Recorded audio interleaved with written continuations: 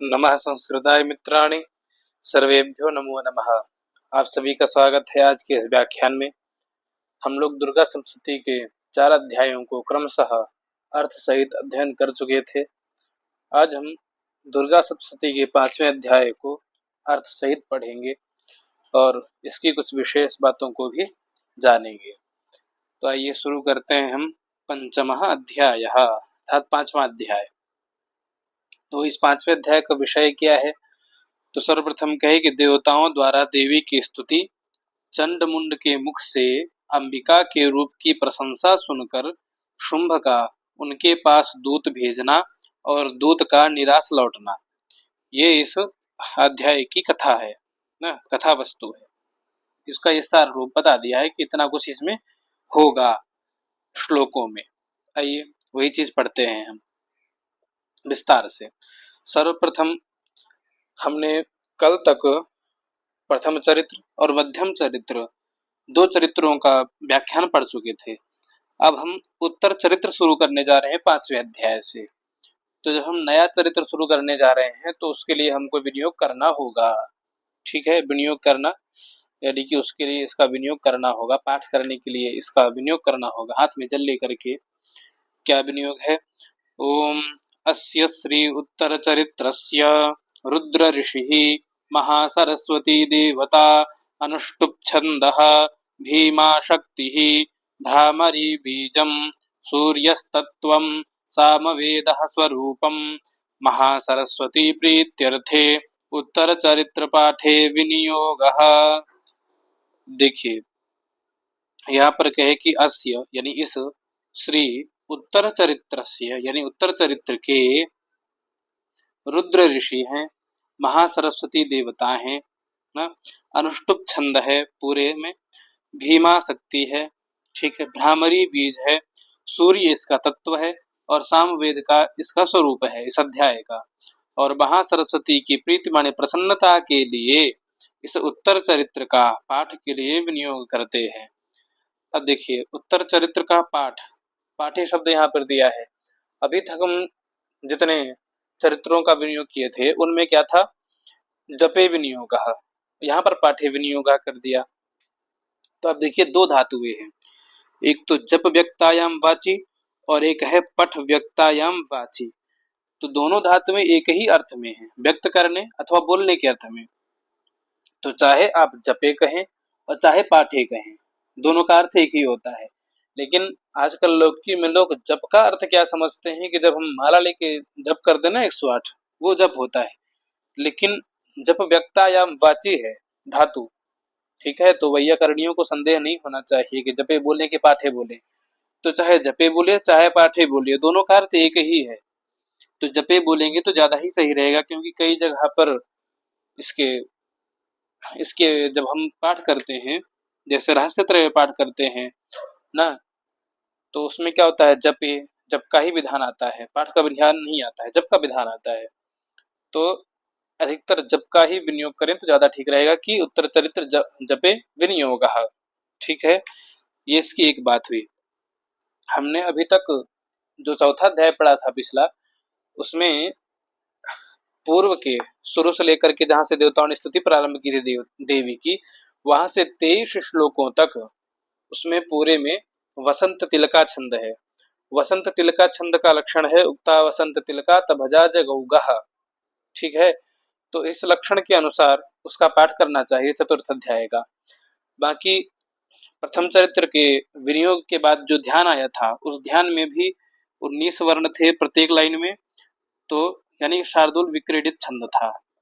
ठीक है, गलत हो गया, शार्दुल विक्रीडित छंद। ठीक, वैसे ही मध्यम चरित्र में भी शार्दुल विक्रीडित छंद था, और ये उत्तर चरित्र का जो हम श्लोक पढ़ेंगे इसमें भी शार्दुल विक्रीडित छंद ही होगा। ठीक है, शार्दुल विक्रीडित विक्रीडित। ठीक, शार्दुल विक्रीडित छंद का लक्षण है सूर्यस्वैर्यदीमः सजौ सतत गाः शार्दूल क्रीडितम, ये इसका लक्षण है। इसी लक्षण के अनुसार हम इसका पाठ करते हुए चलेंगे। ओम घंटाशूलहलानि शंखमुसले चक्रम धनुः सायकम् हस्ताब्जैर्दधतीं घनान्तविलसत् शीतांशुतुल्यप्रभां गौरी देहसमुद्भवां त्रिजगताम् आधारभूतां महा पूर्वामत्र सरस्वतीमनुभजे शुंभादिदैत्यार्दिनीम्। छंदों को गाने का कई प्रकार हो सकता है ना, जैसे मैंने छंद का लक्षण अलग लय में बोला, लेकिन ये जो श्लोक पढ़ा ये अलग लय में पढ़ा है ना। तो कई प्रकार से छंदों को गाया जाता है, तो कोई एक निश्चित प्रकार नहीं है, ठीक है, इस बात का ध्यान रखिए। चलिए अब आइए इसके अर्थों पर चलते हैं कि यह क्या अर्थ कह रहा है। तो सर्वप्रथम देखिएगा कि हस्त अब्जैहि दधति, अब्ज कहते हैं अप्सु जायते इति अब्जः तैहि अब्जैहि रूपैहि हस्तैहि, उन अब्ज रूपी हस्त यानी कमलों हस्तों में, हाथों में, कमल रूपी हाथों में, है ना, क्या करती हैं, दधती धारण करती हैं।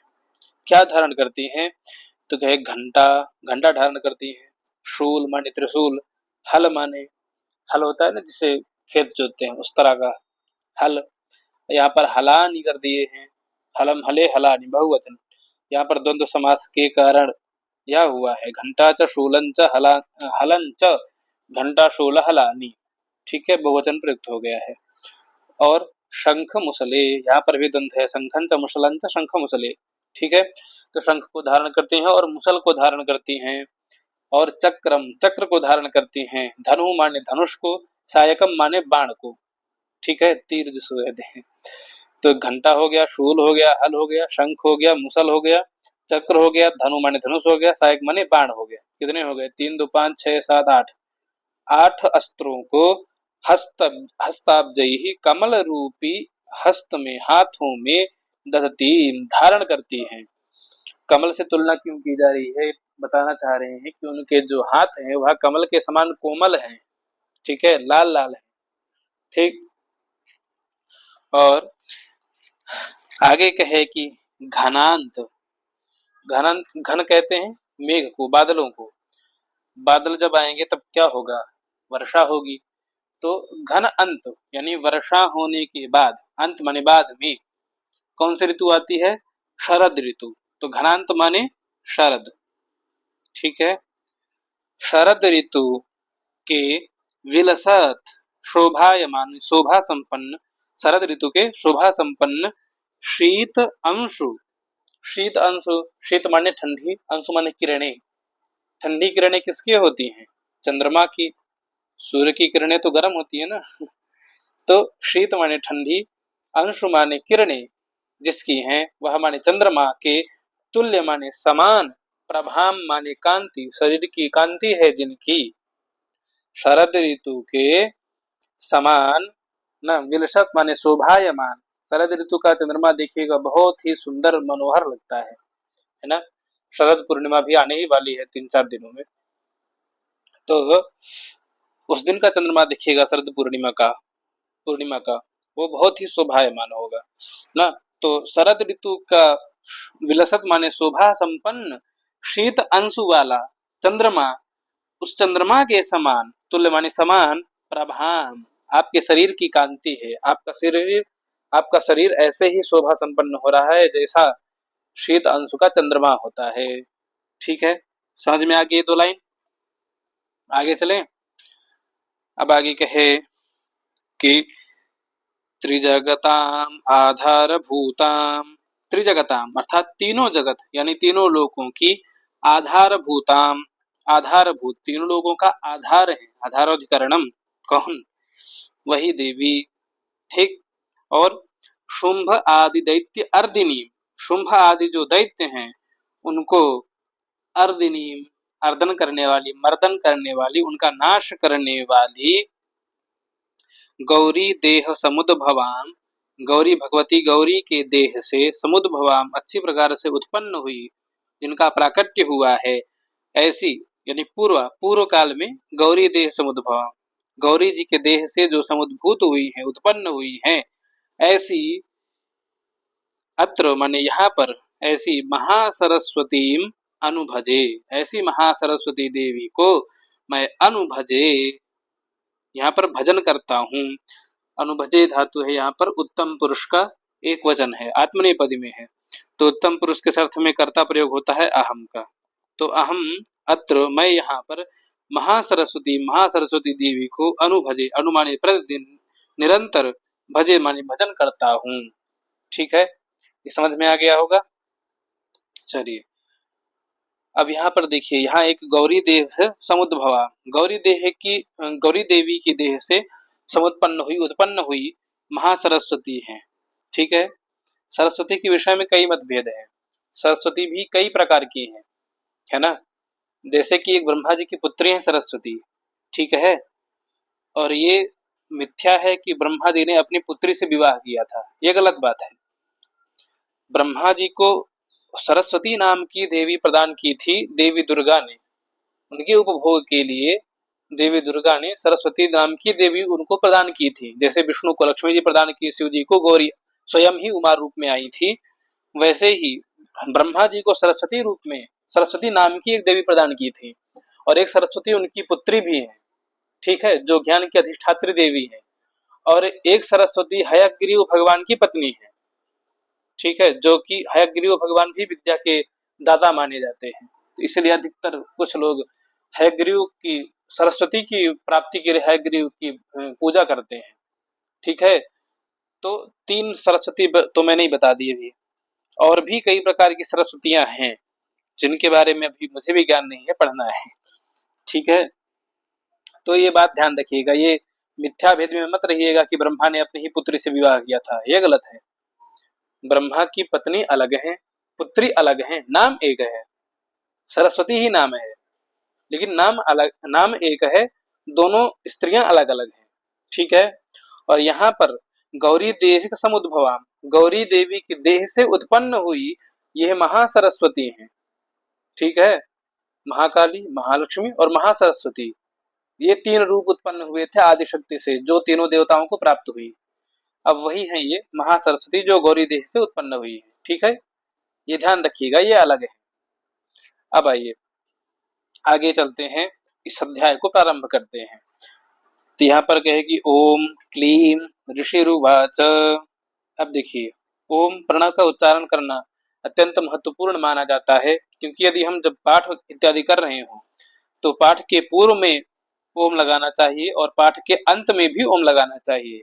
यदि नहीं, अंत में नहीं लगाएंगे तो पीछे से धीरे धीरे पूरा पाठ भूलता चले जाएगा, और शुरुआत में नहीं लगाएंगे तो आगे से पूरा पाठ धीरे धीरे खिसकता चला जाएगा, वो याद नहीं रहेगा। तो इसलिए प्रणव लगाते हैं उसको याद रखने के लिए, ठीक, ये आवश्यक होता है। अब आगे आए क्लीम। अभी हमने प्रथम चरित्र में क्या पढ़ा था, ऐम ऋषिर्वाच। द्वितीय अध्याय में पढ़ा ऐम ह्रीम ह्रीम ऋषिर्वाच, या देवताओं ने प्रार्थना शुरू की थी ना, तो ऐम देव्युवाच, ऋषिर्वाच, ऋषि ने ही शुरू किया था। ओम ह्रीम ऋषिर्वाच, ठीक। और उसके बाद में जो है, अब यहाँ पर हम जब उत्तम चरित्र का पाठ करने आए तो क्लीम, ठीक है। अब यह जो क्लीम शब्द है, यह क्लीम शब्द हमको 13वें अध्याय के अंत में प्राप्त होगा। तो यह जो उत्तर चरित्र है, यह 5वें अध्याय से शुरू करके 13 अध्याय पर्यंत चलेगा। ठीक है, अब हमने इसको शुरू किया है तो पूरा पढ़ाएंगे भी। ठीक है, चलिए। तो अब क्लीम कहाँ मिलेगा आपको, 13वें अध्याय में, बीच में कहीं मत ढूंढिएगा। ठीक है, चलिए। तो अब आगे ऋषि उवाच, ऋषि ही उवाच, ऋषि जी उवाच माने बोलते हैं, उवाच है लिट लगा रखा एक वचन का, ठीक। उवाच उचित हो ऊंचू। आइए ऋषि ने क्या बोला, अब वो सुनते हैं। तो पुरा शुंभ निशुंभाभ्याम असुराभ्याम सचीपते, आगे कहे त्रैलोक्यम यज्ञ भागाश्च हृतामद बलाश्रयात्। आइए इसके अर्थ को जानते हैं। यहाँ पर कहे कि पुरा अर्थात पूर्व काल में, पुरा माने पूर्व काल में, शुंभ निशुंभाभ्याम असुराभ्याम, शुंभ और निशुंभ इन दोनों द्विवचन है, असुराभ्याम द्विवचन, तो इन दोनों शुंभ और निशुंभ नामक असुराभ्याम असुरों ने क्या किया था, तो उसको आगे कहे, पुरा शुंभ निशुंभाभ्याम असुराभ्याम, पूर्व काल में शुंभ निशुंभ इन दोनों असुरों के द्वारा, इन असुरों ने अपने मद बल आश्रयात, बल के मद में घमंड में आकर के, न आश्रयात माने बल, मद का आश्रय ले लिया, घमंड का आश्रय में आकर के, घमंड के आश्रित होकर के, हमने पूर्व वाली लाइन में शचीपते है एक शब्द हमने पढ़ा था, ये रहा ना शचीपते है, तो शचीपति, शची कहते हैं इंद्र की पत्नी को, ठीक, तो शची नाम है इंद्र की पत्नी का, इंद्राणी भी नाम है और कई नाम है, तो इंद्र का इंद्राणी यानी शची का जो पति है ना, षष्ठी एक वचन है, तो इंद्र का जो पति यानी इंद्राणी यानी शची का जो पति है वह कौन होगा, इंद्र ही ना होगा, तो उस इंद्र को ना शचीपति इंद्र के हाथ से क्या किया उसने, त्रैलोक्यम तीनों लोकों का राज्य, और यज्ञ भागाश्च च माने और यज्ञ भागा, जो यज्ञ का भाग था वह सब कुछ हृता छीन लिया, किसने, पूर्व काल में शुंभ निशुंभ नाम के असुरों ने शचीपति यानी इंद्र के हाथ से अपने बल के मद माने घमंड में आश्रित होकर के त्रैलोक्य तीनों लोगों का राज्य और यज्ञ के भाग को हृता छीन लिया, हृत माने हरण कर लिया या छीन लिया उनसे, ठीक है। आगे कहे ऋषि कि तावेव सूर्यताम तद्वद अधिकारम तथैंधवम कौबेरमथ याम्यंच चक्राते वरुणस्य च। अब कहे कि तावेव, यहाँ पर तौ एव आयादि संधि है, ठीक है, तौ एव वो दोनों ही ना, वे दोनों ही सूर्यता अर्थात सूर्य और तथा माने और ऐंदवम, इंदोह इदम ऐंदवम, हिंदू कहते हैं चंद्रमा को, तो इंदवम यानी इंदु से संबंधित जो कार्य था, जो अधिकार था, सूर्यताम यानी सूर्य का जो अधिकार था, और अथ माने और कौबेर, कौबेर कहते हैं कुबेर से इदम कौबेरम, कुबेर का जो कुछ भी अधिकार इत्यादि था सब कुछ, और याम्यम यमस्य अयम इदम याम्यम, यम का जो कुछ भी था यमराज का वह सब कुछ, और वरुणस्य च माने और वरुणस्य, वरुण का जो कुछ भी राजपाट जो भी अधिकार इत्यादि था वह सब कुछ तद्वत उन सब के समान ही अधिकारम उनके अधिकार का चक्राते उपभोग करने लग गए, ठीक है। यहाँ पर चक्राते में डुक्रिय करने धातु है, लिट लकार आत्मने पुरुष की एक वचन की एक प्रथम पुरुष की एक वचन की धातु है, ठीक। तो सूर्य से संबंधित सूर्य के समान ही तद्वत सूर्य के समान ही जो अधिकार था उस अधिकार को चक्राते उपभोग करने लग गए, इंदु के समान तद्वत ना, इंदु के जैसा जो अधिकार था उसका भी उपभोग करने लग गए, और कुबेर का जो भी अधिकार था तद्वत उसके समान ही कुबेर के समान ही उस अधिकार का ये उपभोग करने लग गए, और यम का जो अधिकार था यम के अधिकार को भी यम के समान ही उसके अधिकार को भी उपभोग, और वरुण का जो अधिकार था उसको भी वरुण के समान ही उपभोग करने लग गए, मानो यही सूर्य चंद्रमा कुबेर यम और वरुण हो गए हों, तौ एव वो दोनों ही, ऐसा लग रहा था, ठीक है, किसने सबसे सबका राजपाट छीन लिया। अब आगे कहे ऋषि कितावेव पवनर्धिंच चक्रतुर्वह्निकर्म च ततो देवा विनिर्धूता भ्रष्टराज्याः पराजिताः।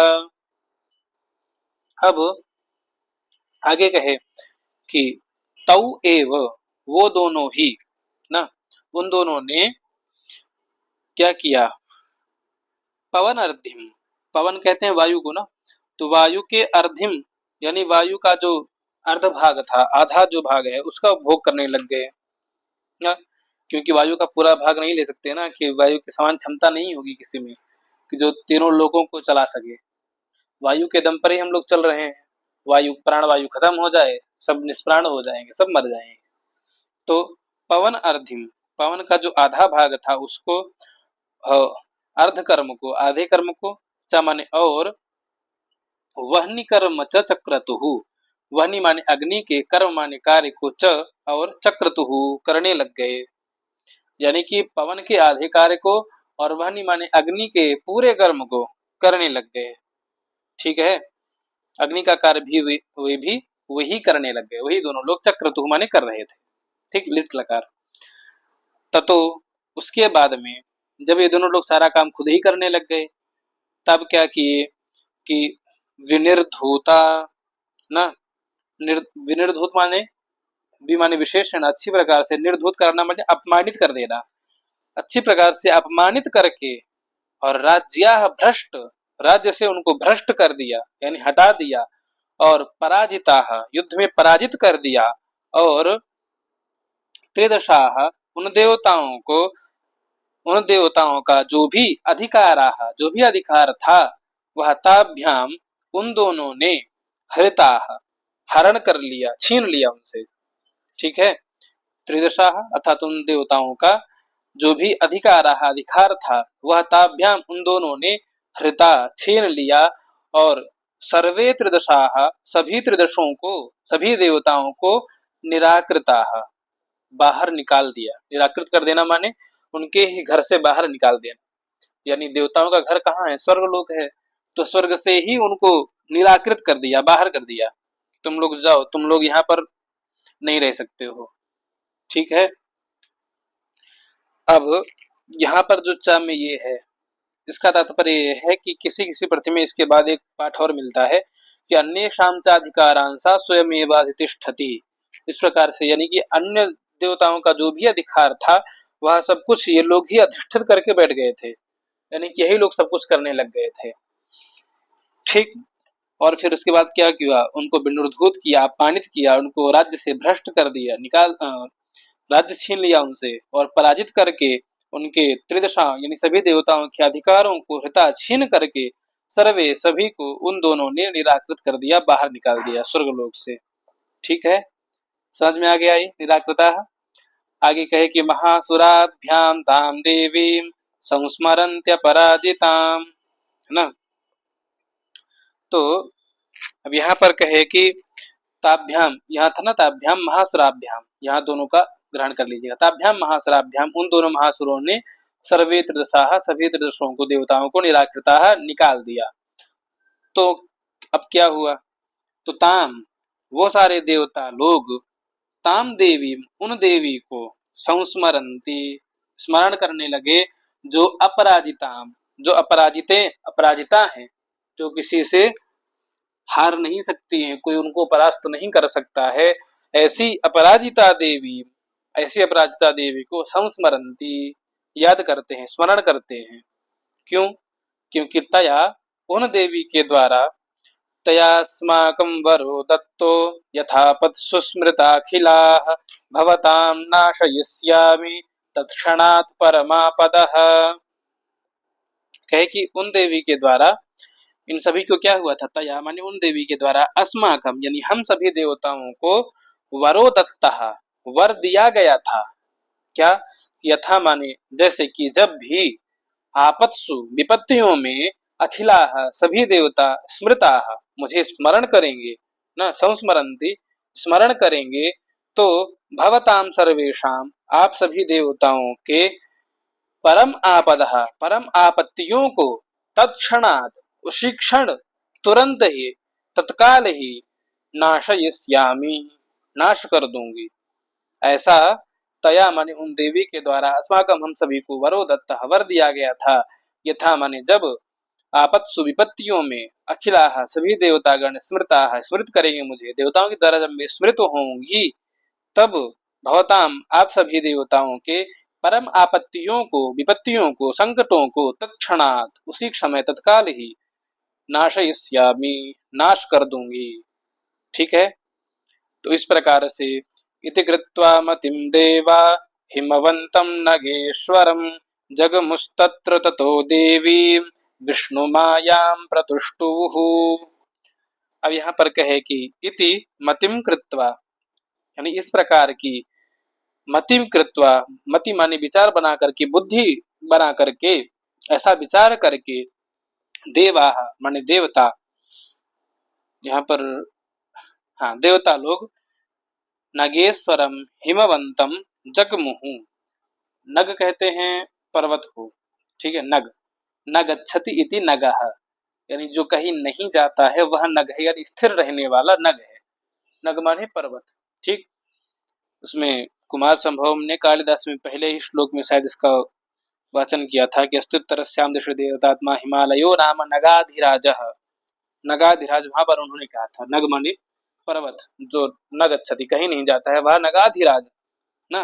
तो भाई यहाँ पर भी नगेश्वर है, यानी पर्वतों के ईश्वर, पर्वतों के राजा, हिमवंतम, हिमवान के यहाँ, जगमुहु गए, इति मतिम कृत्वा, इस प्रकार की बुद्धि बनाकर, इस प्रकार का विचार करके देवता लोग, नगेश्वरम अर्थात पर्वतों के राजा, हिमवंतम हिमवान या हिमाचल के पास, हिमालय के पास, जगमुहु गए, ठीक है, हिमालय पर गए। और तत्र माने वहां पर, ततः उसके बाद, विष्णु मायाम देवी प्रतिष्ठुभु, जो देवी भगवती है और जो विष्णु की माया है ना, जिनकी उत्पत्ति ब्रह्मा जी ने पहले अध्याय में कराई थी, याद हो आप लोगों को तो, ठीक। तो जो विष्णु माया देवी हैं, भगवती हैं, उनको प्रतिष्ठुभु, प्रसन्न करने लग गए, उनकी स्तुति करने लग गए, ठीक है। तो स्तुति करते हुए देवता लोग क्या बोलते हैं, आइए देखते हैं। तो आगे कहे कि देवा ऊचुहु, अर्थात देवता लोग बोले, उवाच उचतुहु ऊचुहु, बहुवचनांतर रूप है लिट लकार का, क्या बोले कि नमो देव्यै महादेव्यै शिवायै सततं नमः, नमः प्रकृत्यै भद्रायै नियताः प्रणताः स्मताम्, यह श्लोक है 9वां। इसमें कहे कि देव्यै नमो, देवी को नमस्कार है या प्रणाम है, ठीक। और महादेव्यै शिवायै सततं नमः, महादेवी शिवायै माने शिव स्वरूपा, जो कल्याण को प्रदान करने वाले हैं, उनको सततम निरंतरम न, हमेशा, नमः नमस्कार है। आप लोगों को ये सूत्र शायद पता होगा, नमः स्वस्ति स्वाहा स्वधा अलम वषट योगाच्च, इस सूत्र के द्वारा नमः के योग में चतुर्थी होती है, जिसको हम नमस्कार करते हैं उस शब्द में चतुर्थी विभक्ति का प्रयोग हो जाता है। तो जैसे हम देवी को नमस्कार कर रहे हैं, नमः कह रहे हैं ना, तो देवी शब्द में देव्यै चतुर्थी रूप बनेगा, हाँ? देवी देव्यो देव्य, इस प्रकार से करके चतुर्थी में, और महादेव्यै इसमें भी चतुर्थी है, शिवायै यहाँ भी चतुर्थी है, ठीक है। तो ये पाणिनि के अष्टाध्यायी के सूत्र के अनुसार हो रहा है, ठीक। तो देवी को नमस्कार है, महादेवी और शिव स्वरूपा जो देवी है उनको सततम निरंतरम नमः नमस्कार है। इसके बाद आगे कहे कि नमः प्रकृत्यै भद्रायै नियताः प्रणताः स्मताम्। अब यहाँ पर कह रहे हैं कि प्रकृत्यै, जो प्रकृति स्वरूपा हैं, ऐसी देवी को नमः नमस्कार है, और जो भद्रायै, भद्रा स्वरूप है, भद्र माने कल्याण, भद्र माने कल्याण, तो कल्याण स्वरूपिणी जो है, ऐसी देवी को भी नमस्कार है, नमः माने नमस्कार है, प्रणाम है।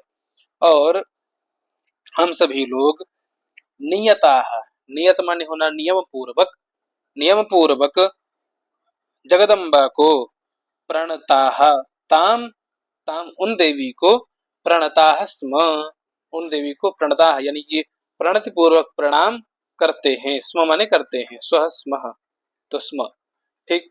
तो प्रणताः स्म प्रणाम करते हैं, अच्छी प्रकार से झुक करके प्रणाम करते हैं, ठीक।